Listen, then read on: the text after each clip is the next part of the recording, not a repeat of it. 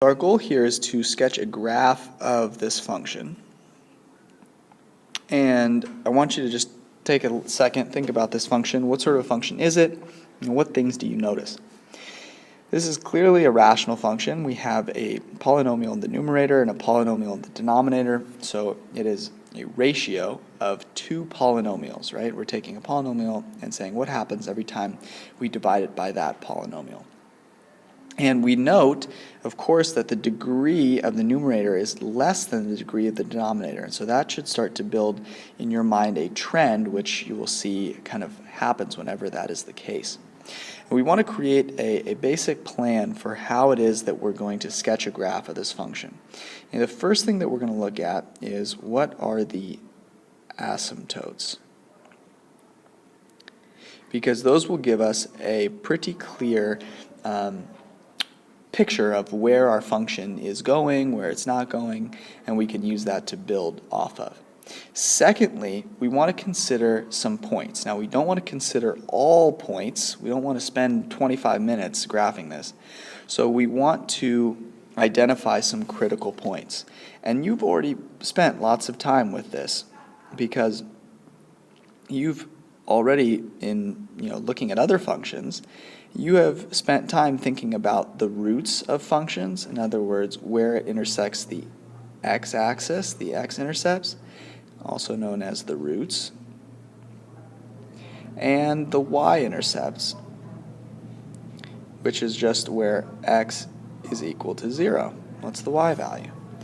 And if we think even just a little further about the roots, well, where are the roots going to occur? Remember, we're dealing with a fraction here. What type of fraction will equal 0? What will make our function equal 0? Well, in order for that to happen, we have to have the numerator equal to 0. And of course, the denominator can't be equal to 0. Let's say that's just 5. But really, that will, pending we don't run into any trouble, that should just be when the numerator is equal to 0.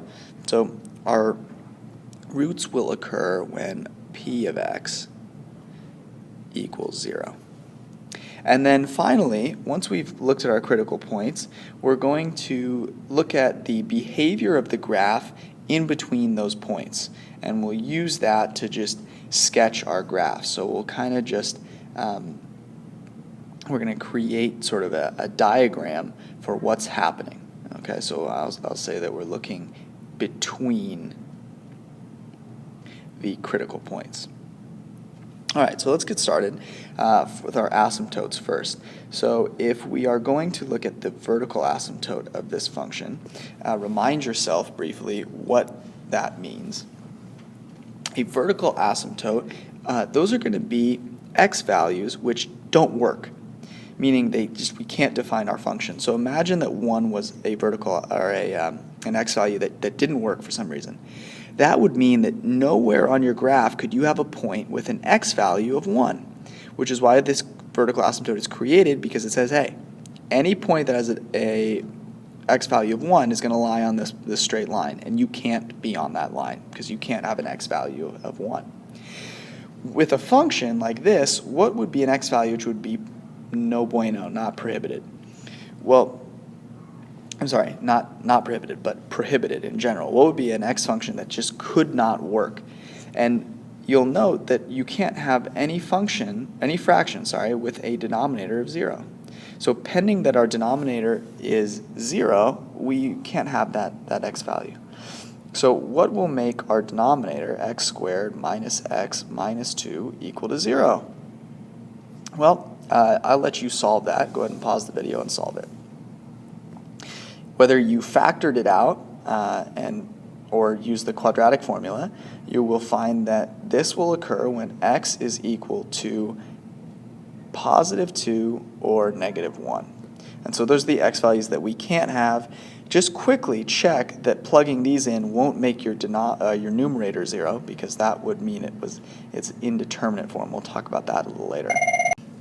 But for now, we can just, on our graph, sketch out these vertical asymptotes. So at negative 1, we have a vertical asymptote, and at positive 2, we have a vertical asymptote. those x values will not work because our function will be undefined at that point. Now let's move on to the horizontal asymptote. So quickly pause again, remind yourself what the horizontal asymptote is asking us. Hopefully you saw that a horizontal asymptote, right, that is something that tells us what's happening when our x values get really, really big, right? As I move out to the right, out to the left, what's my function tending towards? And what that's really saying in mathematical terms is as x approaches infinity from both directions, so as the absolute value of x approaches infinity, what does your function f of x get close to? Right? And this right there, that's going to be our horizontal asymptote. Whatever x gets really close to is going to be what our asymptote is what we're tending towards. And this is really a calculus term.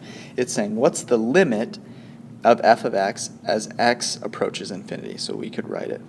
The limit as x approaches infinity of our function. And now we want to take a look at our function. Well, what is this getting close to as x approaches infinity? And I'll go ahead and write that out here. So what we're asking is what's the limit as x approaches infinity of x plus 3 over x squared minus x minus 2. Now, we could go ahead and divide this out and actually use polynomial division. But if we did that, notice that x squared will not go into x. It'll go in 0 times. And so if we do the division, we'll just end up with 0 plus this thing again, because x plus 3 will be our remainder. So that doesn't really help us. We're still thinking about what happens to this fraction as x approaches infinity. And let's just isolate. Let's think about the numerator first. What's going to happen as x gets close to infinity? Well, is 3 going to matter as x gets really, really large? No, it's not. In fact, as when x is 1 million, this 3 really matters very little. Think about the denominator now, too.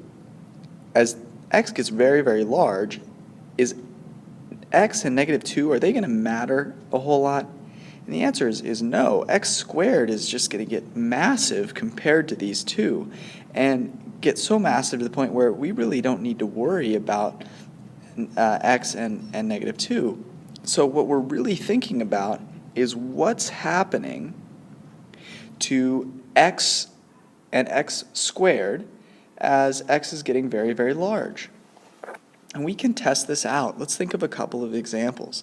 Let's imagine that x was 10. So we had 10 over 100. That's 1/10. What happens if x is 100 though? That would be 100 over 10,000. And that is 1/100th. Right? And you can keep testing this out. Try some bigger numbers, and you'll find that you're getting very, very close to 0. Right? The limit of this as x approaches infinity is 0. And you'll find that this is a trend, right? This is going to happen any time that the degree of my numerator is less than the degree of my denominator. Okay?